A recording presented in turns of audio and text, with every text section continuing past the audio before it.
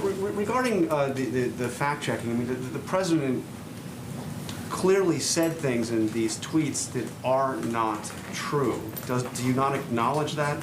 No, I don't acknowledge that. He said, for instance, that the governor of California is sending out ballots to millions of people, anyone living in the state, no matter who they are, how they got there. That is not true. California is sending out absentee ballots to registered voters, not to anybody. Yeah, that's just not true. So let me address this in detail on the issue of ballots. And I'm going to lay out some of the president's concerns, and in that I will get to the California example. First, I want to note that there is a Pew study done that shows there's plenty of reason to believe that in the mass mail-in system that there is fraud. They estimated that approximately 24 million, 1 out of every 8 voters registered in the U.S. are no longer valid or are significantly inaccurate. So these are people who are on voter registrations that have not been maintained, that have not been kept up.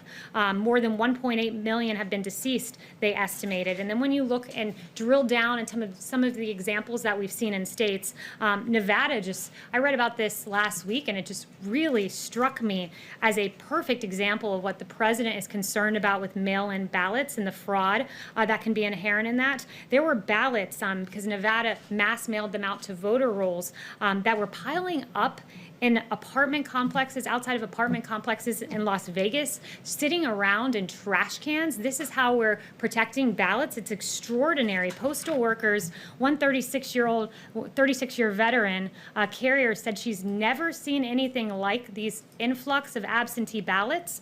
All of the people had moved or died when she set out to deliver on her first delivery route, and this happened just recently. You can go read the articles from last week. She found 65 ballots of people who had moved or died on her second carry, 100, and then as the week progressed, thousands just sitting in crates. I mean, this is extraordinary. This is not how we should be protecting U.S. ballots. In South Carolina, the Democrats sued to force a rush transfer of mail-in voting, and this happened again recently. I think it was last week. And mail-in ballots for South Carolina turned up in Maryland. There's another example of 700 suspicious mail-in ballots in Dallas, and an individual charged with second-degree felony illegal voting, and he's accused of visiting a woman in April to collect her blank absentee ballot, filling it out and forging her signature. I mean, this is extraordinary. And then you go on, there's a New Jersey example of over 3,000 ballots that were seemingly set aside. And going to California, you mentioned, California is one of those states that's notorious for ballot harvesting. And in 2018, the registrar in Orange County said that they reported that his office had people dropping off maybe 100 or 200 ballots at a time, and somehow in LA County, 112% of LA County is registered to vote. So the problem is this: when you don't clean your register and you send out your entire register, auto send out these ballots, they end up in trash cans like in Nevada. They are subject to fraud, and that is extremely troubling. But Kayleigh, I asked you a very specific question. The president said that California was sending out ballots to everybody in the state. That is a false statement. It is not correct.